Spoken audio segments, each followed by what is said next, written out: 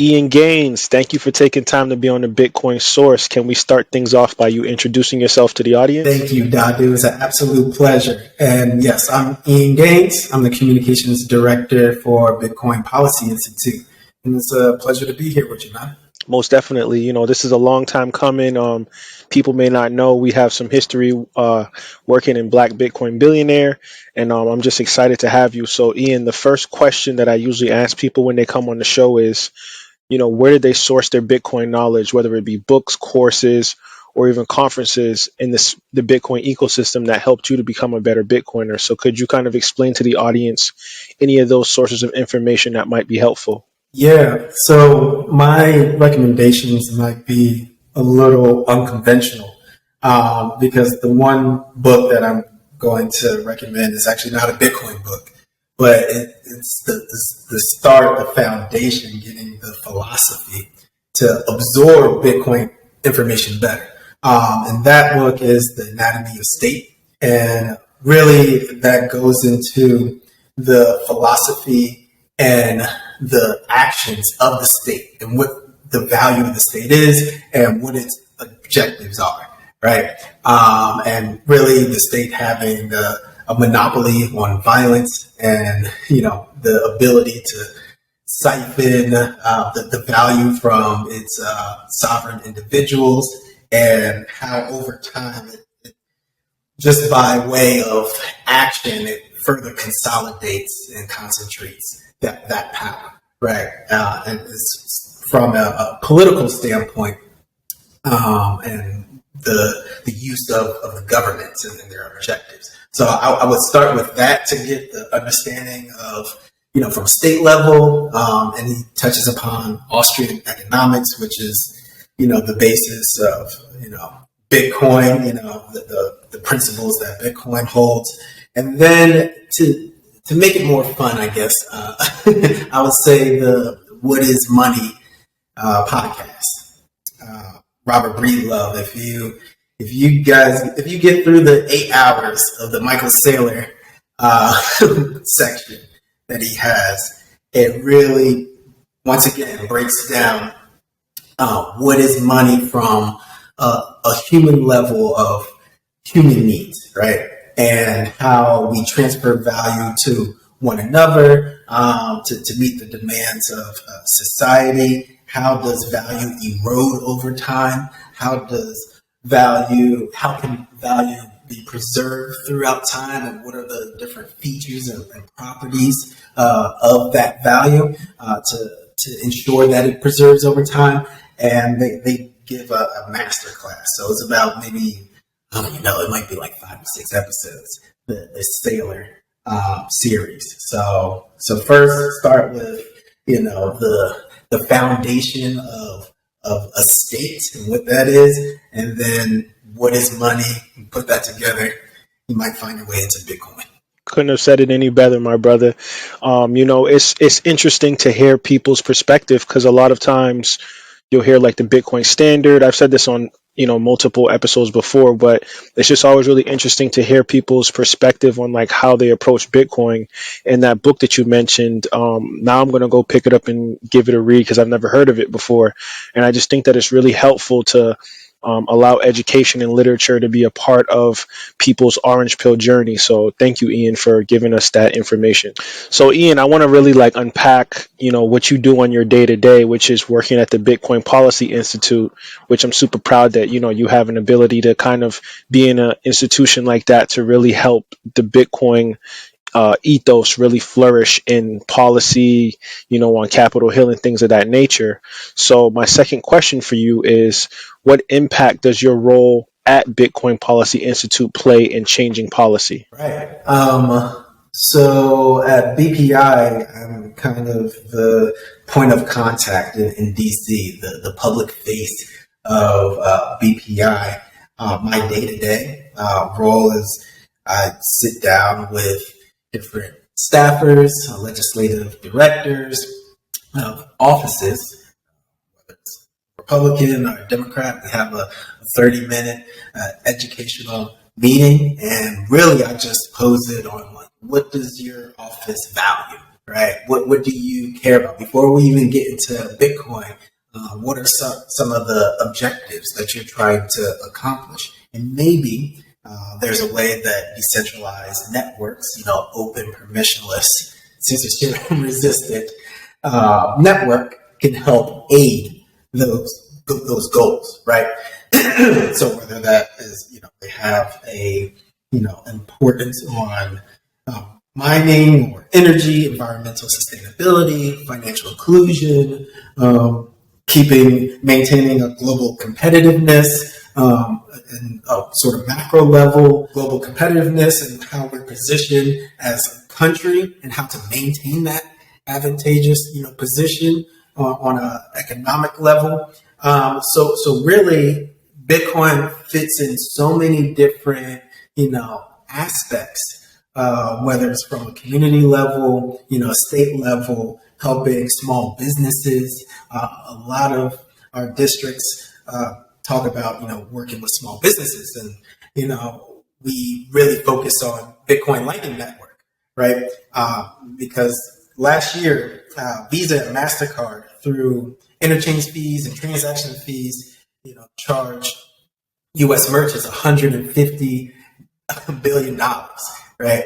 And just these transaction fees, interchange fees for credit and debit cards, right? And if you're working a small business, you don't have that, much wiggle room in your finances. So that 3% that, you're charged from the Visa and MasterCard on each swipe, that accumulates over, time, month to month, year to year. And to save those small businesses, 3% on every swipe, that looks very appealing, right, to these offices, right? So it's just finding different ways, different alternatives to, one, explain these new technologies, because really we're working on a base level.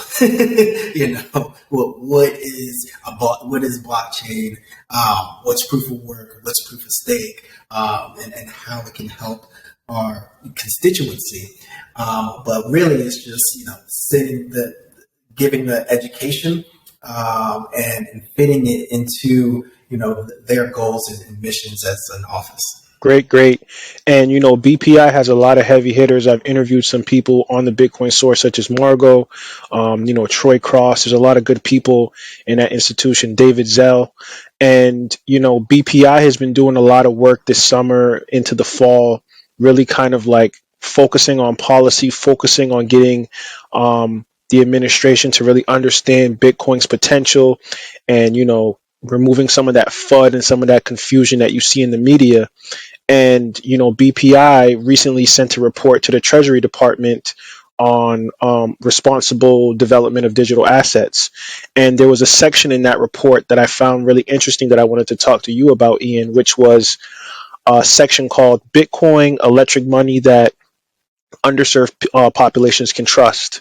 And I wanted to really know your thoughts in the way that you approach this, which is, how helpful will this report be for the unbanked that need Bitcoin? Yeah, I'm glad that you noticed my portion of that. And yeah, I think really just giving, the Department of Treasury a snapshot of how traditionally underserved communities are using this new technology, why it's a need, and really just give the examples. When we look at Foundry, and they're creating a career pathway for underserved kids to learn about mining, Bitcoin mining, how to operate it, the different sort of upkeep measures that you need, and then within this fellowship, receive a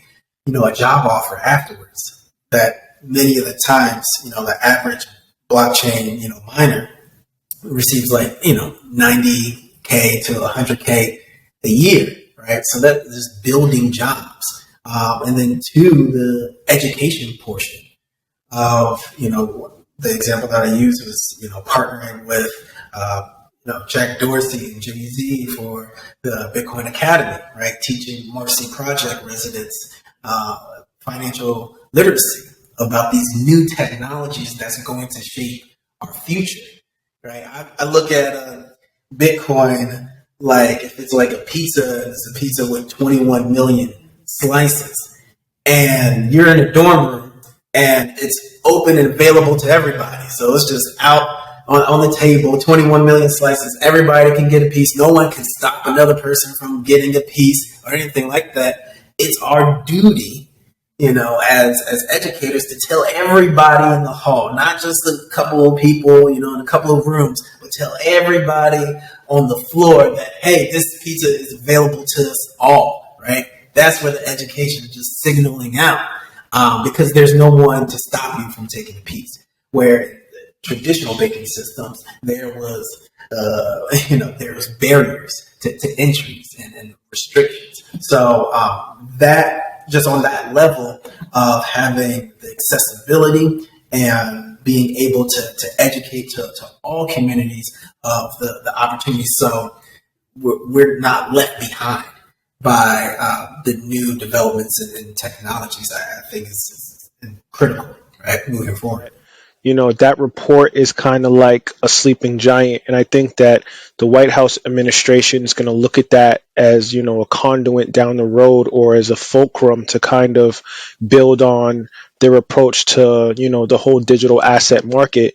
And I'm just super proud and happy to see that, you had, a personal stake in actually getting that report to become into maturation. And I think that is super helpful for people to be educated on Bitcoin and what it's like for the unbanked. And I love that analogy with the pizza, shout out to Bitcoin Pizza Day.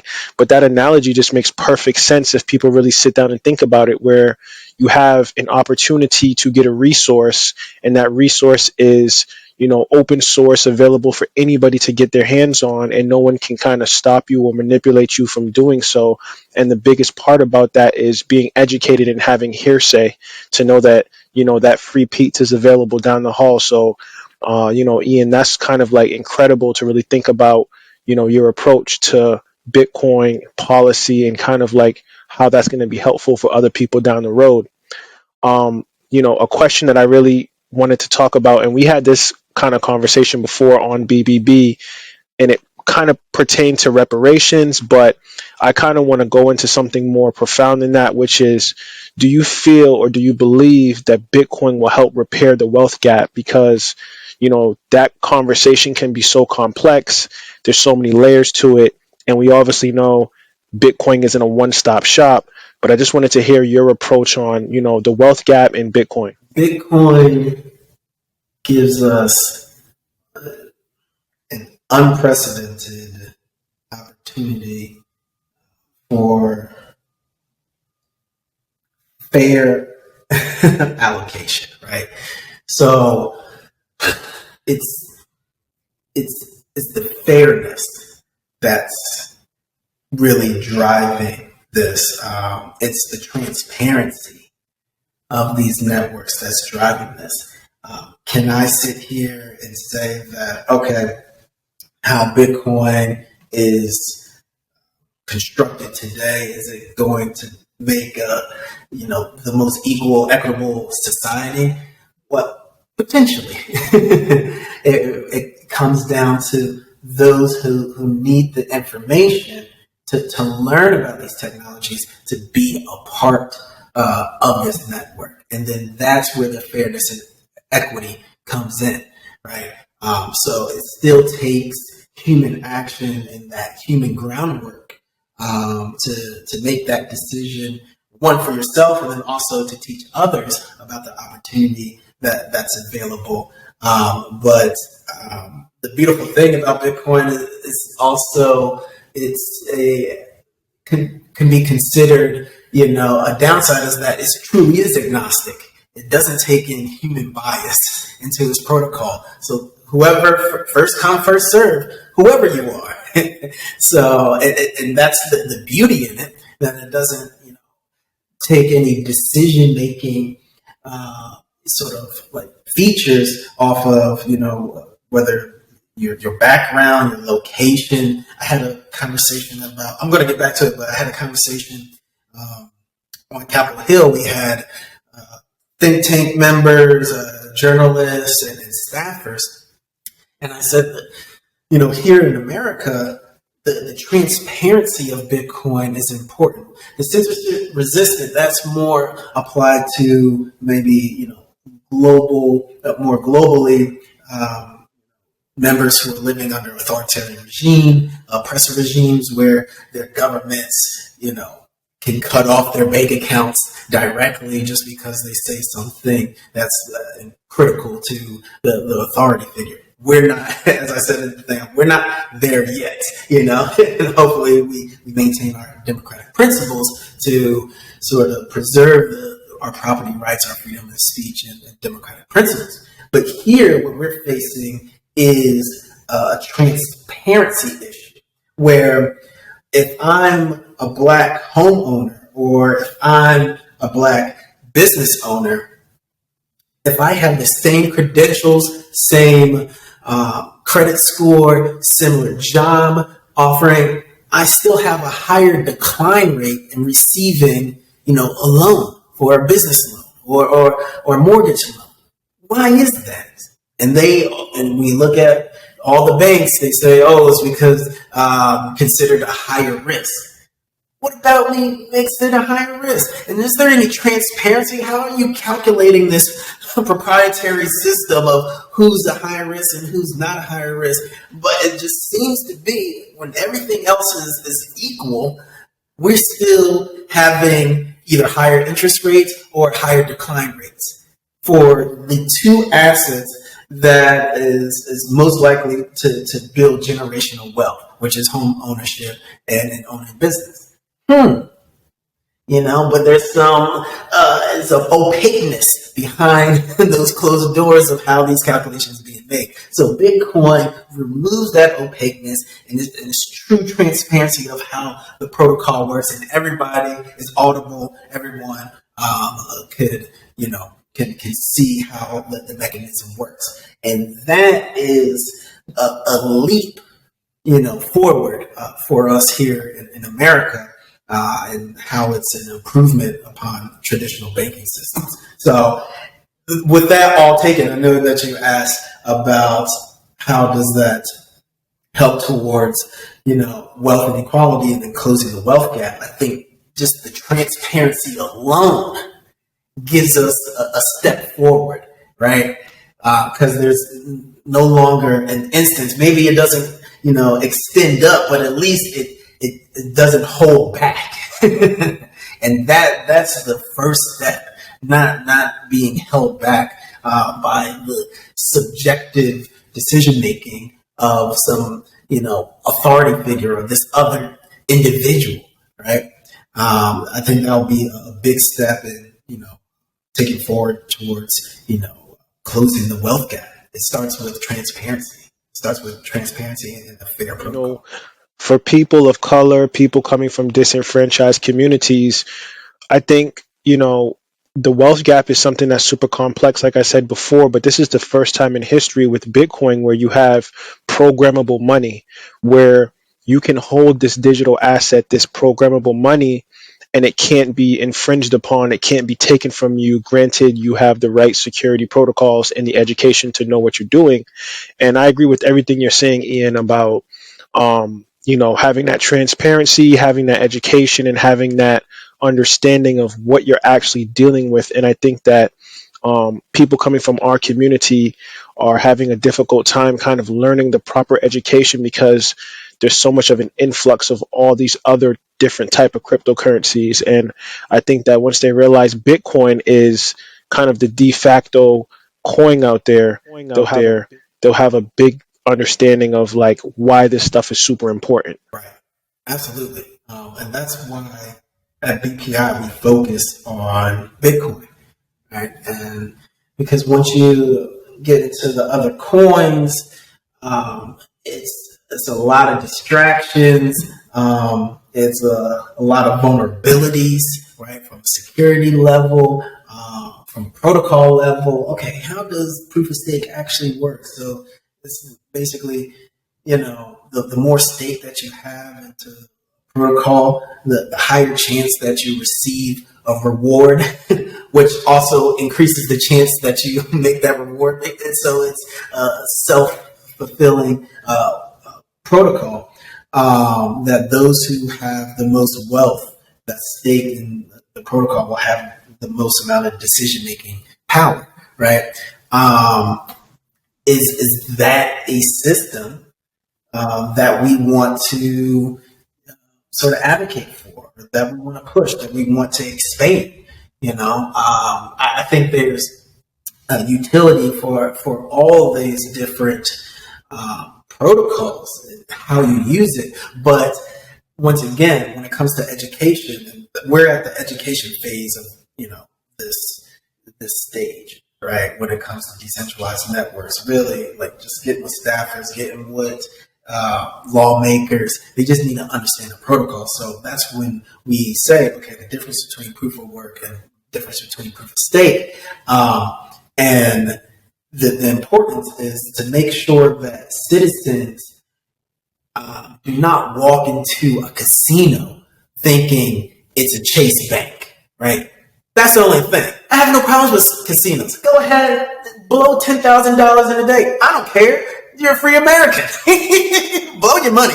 But it will kill me to think that a person walks into a casino, think that they're depositing their money into a savings account.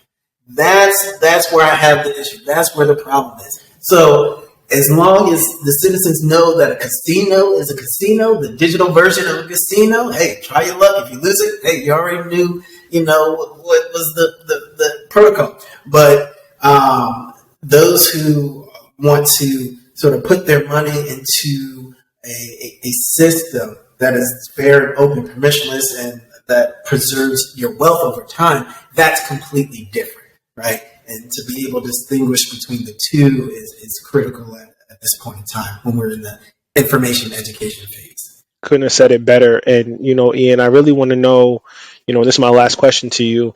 I know you're doing big things on Capitol Hill and you're kind of really entrenched in the policy making in that area.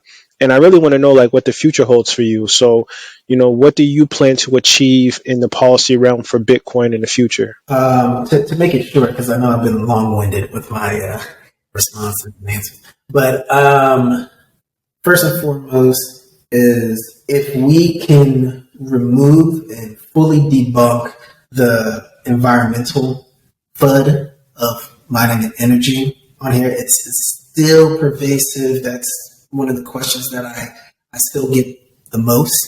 And it's actually kind of easy to debunk because we have, Troy Cross and Margot, and I send them the papers that they've written and interviews and just so much content that shows how actually mining is, Bitcoin mining in particular, provides an economic incentive to use renewable energies, right? And to decarbonize the environment and the atmosphere. And there's so many use cases of how, companies are doing waste cleanup with, stranded flared energy, using hydropower, like we see in Niagara Falls, and thermo energy, right? All these renewable sources, but still there is that lingering narrative that it uses too much energy and it's harmful to the environment. So once we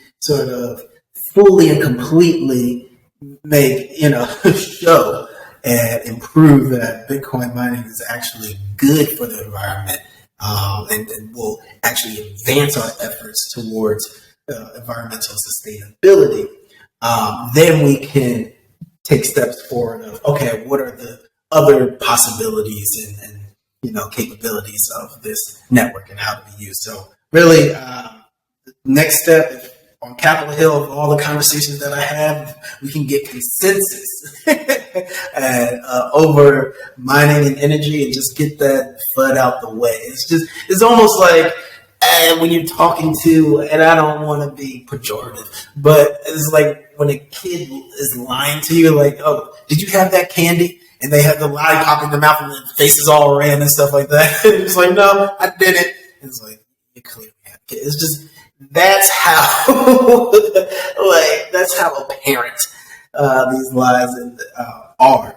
And a lot of times it's just misinformation. I don't want to say lies. It's just misinformation, only receiving your information from a filtered source that's biased. And then the beauty is when you have statistics and these use cases on your side, and the research that's on your side, and it makes it very easy to sort of shift the narrative by having the research and the truth and sort of the data backing you up. So that's the next stage, is combating the FUD. 100%, man. That was such a great answer to, that question. And Ian, I'm going to kind of wrap this up now. So can you give people your social media handles and any future projects or endeavors that you might be partaking in that you want the audience to know about? Yeah, well, Dado, you know me. I linger in the shadows. I'm just a dude. I'm not really on social media like that. I try to, not get emotionally caught up into that. But you can check me out at Nature of G, at Nature of G on Twitter. I might pop up with some like fresh quote that you're gonna think is tight. And you're like, damn, that's fire. That's dope. I mess with them. So you might catch me there. And for just the future, yeah, if anybody's interested in sort of Bitcoin advocacy and just decentralized networks and just blockchain in general. If you're a DC area or you're interested in getting into policy and what does that look like, yeah, feel free to hit me up, DM me. I'm happy to have that conversation because we need more of us here in DC doing this type of work. Most definitely. Once again, Ian, thank you for taking time to be on the Bitcoin Source. Have a good one. My man, Don Dip. Pleasure.